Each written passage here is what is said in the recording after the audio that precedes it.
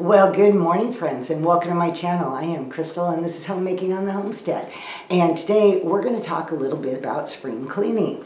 We're going to talk about the why we do it, the what it is, a little bit of the history, and at the end of the video, I'm going to give you 7 quick little motivational tips to help you do this if you haven't started doing your spring cleaning yet.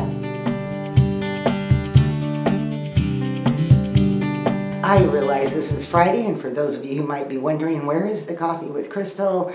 Well, I am on a 1 video per week schedule right now through the rest of spring, and my plan is still up in the air. So I may do a Coffee with Crystal every other week, or if I have a lot to be chatty about and things to share with you, I might do one, every week. Who knows?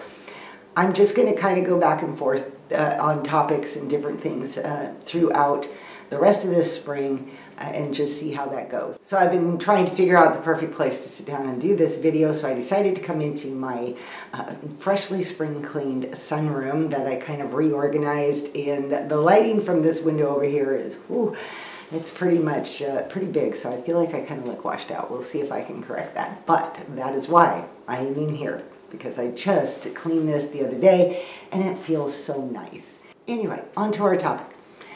I think everybody likes a clean home, right? But we're not always fans of what we have to do to get it there. And so spring cleaning sometimes isn't the greatest, most exciting topic to talk about. But I always like to look at the end result, because there's nothing better than sitting back in the evening and just being in your freshly cleaned home or a freshly cleaned room. Spring cleaning is basically a deep cleaning of your whole entire home. And it's actually kind of an overwhelming, daunting thing to do all at one time. And there really isn't, other than historical precedent, there really isn't any reason why one must get their entire house cleaned in the spring. You can use these tips at any time you need a good cleaning of your home done. I think there are times where, maybe you have company coming and they're going to be staying with you maybe a few days or something, and you want your house clean, and that's an okay time to do it too. Before the holidays come, that's an okay time to do it. In fact, I often would do fall cleaning before I would get into the homeschool year with my kids. Way back in the day, because I knew once we started school for the year, it was going to be harder for me to get to the deep cleaning things. So, you can clean whenever it works for you, but I just thought it would be kind of fun to go over a little bit about the history of spring cleaning, and the why, I think, is obvious, why we spring clean, or there's a desire to. When the springtime comes, we've been kind of inside, doors closed, windows closed. We've been hibernating almost, for a while. And once you're able to open those windows and open those doors and bring in fresh air, the sun is shining, all of a sudden you get motivated to get everything freshened up. And there's also, though, historical reasons. So I did a little research on it, and what I discovered is that spring cleaning actually can kind of date as far back as biblical times, where the Jewish people would be getting prepared for Passover, which of course coincides with our Easter. And the idea, according to the Bible, is that you need to remove all the leaven from your home, which is what makes bread rise. During Passover, they can only eat unleavened bread, and so you need to clear that out of your house. So a lot of times, even today, Jewish people will do a big full cleaning of their house in preparation for Passover. It was also something that the Catholic Church would do in preparation for Holy Week, which is kind of the same idea, where they would do some deep cleaning in the church, as well as people would prepare their homes for Holy Week. Also, I found it could be cultural, like the Thai culture. Apparently their New Year is in April, and it is their tradition to clean everything so that as a way of saying goodbye to the old year and be fresh and ready for the new year. And as far as the history is concerned, the most recent thing that I was already aware of is that in the 1800s, most people heated with wood, coal, they had oil lamps, and so throughout the winter, that would leave a lot of soot on your walls and on your rugs and everywhere, and it was quite an extensive process for them to clean. And once spring came, they would take out their furniture, they would remove their rugs, they would wash all the walls to get all the soot off, just to get their house cleaned up again. So those are the most common things that I discovered as I researched why do we spring clean, where did it come from. Now we're going to move on to my spring motivational tips. If you are feeling that you would like to do a little more deep cleaning, you'd like to, you know, get those baseboards and wipe off the doorknobs and whatever, all that little extra things that are easily overlooked the rest of the time when you clean, and you feel like, you know what, I really need to get in there and do some things. And maybe you're not feeling the want to. I get that. But I'm going to help you with that right now to give you some motivational tips. I think the first thing that you need to do is set goals. Make sure that you have a goal. I like to take a notebook and walk through my house when I want to really deep clean. And I will look at everything in that room that I want to deal with and write that down on a list so that when I go in to attack that particular room, I know exactly where I'm going and what I'm doing. So set some goals for yourself. You have to do this all at one time. So maybe you're going to pick one room a week throughout the next few weeks. Maybe you're going to pick a room every other day. Maybe you just have one area of your house that's bugging you and you want to tackle that one. Write those goals down so that you know where you're going and what you're doing with this spring cleaning. Tip number 2 is to declutter first.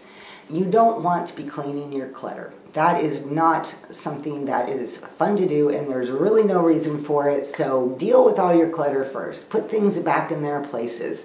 If you have things that you know you want to get rid of in that room, throw away, repurpose, reorganize, then you can have separate boxes. My favorite method, which is one my sister-in-law shared to me years ago, is you have 3 boxes when you go into a room to declutter. One is keep, one is give, and the other is throw away. So take your boxes, start going through things, and just divide it. And also have a pile of I don't know. Don't spend a lot of time trying to make decisions while you're decluttering. If you simply do not know, put that in another pile. And once you're all done, then you can go back and go through that and determine what to do with the things that just, you're not ready to make a decision on that yet. Number 3 is to start with small baby steps. I think this is important. You know, you can, a lot of times people are like, well, I'm going to just go in and tackle the worst area first. And it may be really hard to be motivated to do that. So maybe start with the easiest area. Whatever room that is, maybe it's a guest room, maybe it's a room that isn't used very often, or maybe it's just a room like my sunroom is here where it's just a pass-through room. It was a really easy room for me to start spring cleaning because it was small and it was a manageable goal for me. So start with small steps. The thing about motivation is once you get going on something, it builds. Your motivation builds and you are able to continue to take bigger and bigger steps. Number 4, I already talked about, but I will just quickly mention it again. It doesn't need to be done all in one day. So when you're setting out those goals and you're making those lists, make sure that you set out how you want to accomplish that. 1 room a week, 1 room a month, it really doesn't matter. Just do what works for you. Number 5 is something you need to do before you get going, and that is organize your cleaning tools and cleaning supplies. Make sure that you have plenty of cleaners. Make sure that you have all your cleaning rigs clean and ready to go. There's nothing like getting into a project and then realizing you just ran out of this or that. So make sure that you have all those cleaning tools ready to go.